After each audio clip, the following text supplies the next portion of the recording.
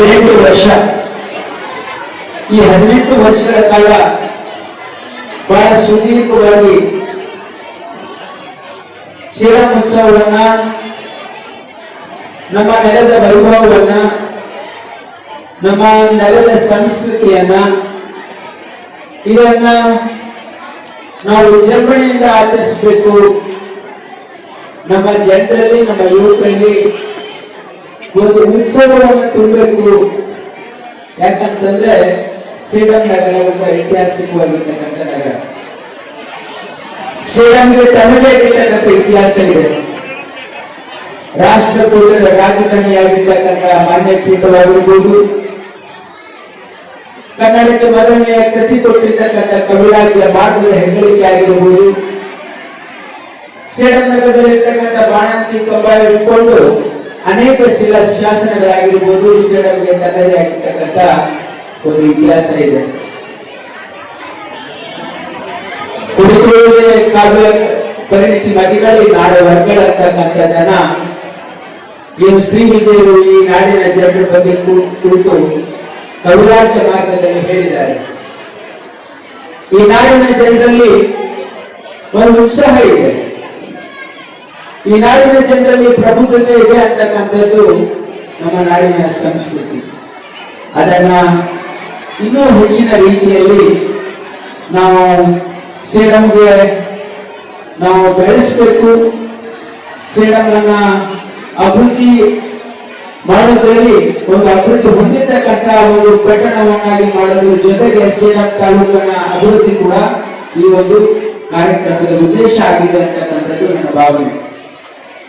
ಇಲ್ಲಿ ನಾವು ಡಾಕ್ಟರ್ ನಾಗರೆಡ್ಡಿ ಪಾಟೀಲ್ ಅವರನ್ನ ನೆನೆಸ್ಕೊಳ್ಬೇಕಾಗುತ್ತೆ. ಯಾಕಂದ್ರೆ ಅವರು ಬಹಳ ಸುದೀರ್ಘವಾಗಿರ್ತಕ್ಕಂಥ ಅವರ ಅಧ್ಯಕ್ಷತೆಯಲ್ಲಿ ಈ ಒಂದು ಶ್ರೀರಾಮನ ಉತ್ಸವ ನಡೀತಾ ಇತ್ತು. ಇವತ್ತು ಅವರು ನಮ್ಮ ಮಧ್ಯದಲ್ಲಿ ಇಲ್ಲ.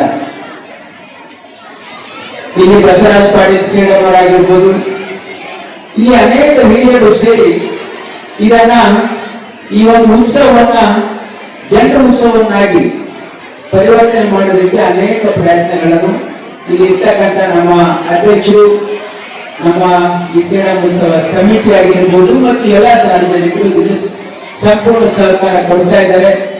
ಇಲ್ಲಿ ಹೆಣ್ಣು ಮಕ್ಕಳಲ್ಲಿ ಉತ್ಸಾಹ ನೋಡಿದ್ರೆ, ಇರ್ತಕ್ಕಂಥ ಮಕ್ಕಳಲ್ಲಿ ಉತ್ಸಾಹ ನೋಡಿದ್ರೆ ಖಂಡಿತವಾಗಿ ಮುಂದೆ ಬರ್ತಕ್ಕಂಥ ದಿನಗಳಲ್ಲಿ ಶ್ರೀರಾಮ ಉತ್ಸವ ಒಂದು ದೊಡ್ಡ ಹಬ್ಬವನ್ನಾಗಿಯೇ ಇವತ್ತು ಪರಿಗಣಿಸ್ತದೆ ಅಂತಕ್ಕಂಥದ್ದು ನನ್ನ ಭಾವನೆ. ಇವತ್ತು ಶ್ರೀರಾಮನ ಅಭಿವೃದ್ಧಿಗಾಗಿ ನಾವು ಅನೇಕ ಕೆಲಸ ಕಾರ್ಯಗಳನ್ನು ಹಾಕೊಂಡಿದ್ದೀವಿ. ತಮಗೆಲ್ಲ ಗೊತ್ತಿರೋ ಹಾಗೆ ಮೊನ್ನೆ ನಾವು ಶ್ರೀರಾಮನ ಸ್ಟೇಡಿಯಂ ನಲ್ಲಿ ಒಂದು ಬೃಹತ್ ಕಾರ್ಯಕ್ರಮವನ್ನ ಮಾಡಿದ್ವಿ. ಅದಕ್ಕೆ ನಮ್ಮ ರಾಜ್ಯದ ಮುಖ್ಯಮಂತ್ರಿಗಳಾಗಿರ್ತಕ್ಕಂಥ ಸಿದ್ದರಾಮಯ್ಯನವರು, ರಾಜ್ಯಸಭೆಯಲ್ಲಿ ವಿರೋಧ ಪಕ್ಷದ ನಾಯಕರು ಆಗಿರ್ತಕ್ಕಂಥ ಮಲ್ಲಿಕಾರ್ಜುನ್ ಖರ್ಗೆ ಸಾಹೇಬರು ಮತ್ತು ನಮ್ಮ ಉಪಮುಖ್ಯಮಂತ್ರಿಗಳಾಗಿರ್ತಕ್ಕಂಥ ಡಿ.ಕೆ. ಶಿವಕುಮಾರ್ ಅವರು ಕೂಡ ಈ ಕಾರ್ಯಕ್ರಮಕ್ಕೆ ಬಂದಿದ್ದರು.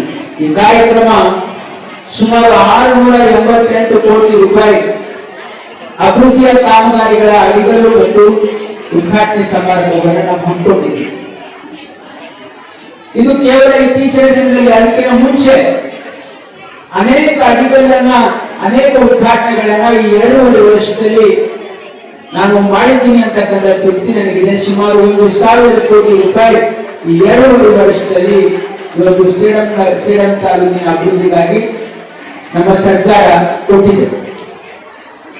ಇವತ್ತು ವಿಶೇಷವಾಗಿ ಕಳೆದ ಶ್ರೀರಾಮ್ ಉತ್ಸವದಲ್ಲಿ, ಅದಕ್ಕಿಂತ ಹಿಂದಿನ ಉತ್ಸವ ಇರ್ಬೋದು, ಏನಂದ್ರೆ ನಮಗೊಂದು ಸಲಹೆ ಕೊಟ್ಟಿದ್ರೆ ಏನಂದ್ರೆ, ನೀವು ವೈದ್ಯಕೀಯ ಶಿಕ್ಷಣ ಸಚಿವರಾಗಿದ್ದೀರಿ, ಶ್ರೀರಾಮ್ಗೆ ನರ್ಸಿಂಗ್ ಕಾಲೇಜು, ಪ್ಯಾರಾಮೆಡಿಕಲ್ ಕಾಲೇಜು ಸರ್ಕಾರಿ ಮಾಡಬೇಕು ಅಂತಕ್ಕಂಥದ್ದು ಹೇಳಿದ್ರೆ, ಸರ್ಕಾರಿ ನರ್ಸಿಂಗ್ ಕಾಲೇಜು, ಸರ್ಕಾರಿ ಪ್ಯಾರಾಮೆಡಿಕಲ್ ಕಾಲೇಜು. ಇವತ್ತು ನನಗೆ ತೃಪ್ತಿ ಇದೆ. ಇವತ್ತು ನರ್ಸಿಂಗ್ ಕಾಲೇಜು ಕಳೆದ ವರ್ಷ 40 ಇಂಟೇಕ್, ಈ ವರ್ಷ 60 ಮಾಡಿದ್ದೀವಿ. ಎಲ್ಲ ಫುಲ್ ಇದೆ, 100% ಅಡ್ಮಿಷನ್ ಆಗಿದೆ.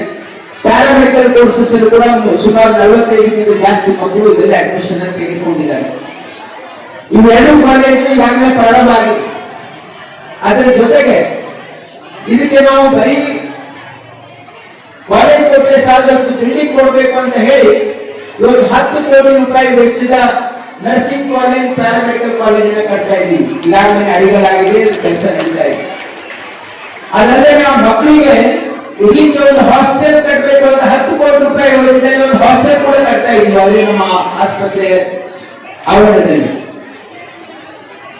ಜೊತೆಗೆ ಈಗ ನಮ್ಮ ನಾಗೇಂದ್ರ ಪ್ರಸಾದ್ ಅವರು ಹೇಳಿದ್ರು, ಏನಾದ್ರೂ ನಾವು ಕೌಶಲ್ಯ ಅಭಿವೃದ್ಧಿಯ ಇಲಾಖೆ ನನ್ನ ಹತ್ರ ಇರೋದ್ರಿಂದ ಇದಕ್ಕೆ ಏನಾದ್ರೂ ಒಂದು ತರಬೇತಿಗೆ, ಕೌಶಲ್ಯ ತರಬೇತಿಗೆ ಒಂದು ಇನ್ಸ್ಟಿಟ್ಯೂಟ್ ಅನ್ನು ಸ್ಥಾಪನೆ ಮಾಡಬೇಕು ಅಂತ ಹೇಳಿದ್ರಿಂದ ಇಲ್ಲಿ ಈ ವರ್ಷ ನಾವೊಂದು ಬಜೆಟ್ ಅನೌನ್ಸ್ಮೆಂಟ್ 25 ಕೋಟಿ ರೂಪಾಯಿ ವೆಚ್ಚದಲ್ಲಿ ಒಂದು GBTC ಅನ್ನ ಸ್ಥಾಪನೆ ಮಾಡಬೇಕು ಅಂತಕ್ಕಂಥದ್ದನ್ನ ನಾವು ಬಜೆಟ್ ಅಲ್ಲಿ ಘೋಷಣೆ ಮಾಡಿದ್ದೀವಿ.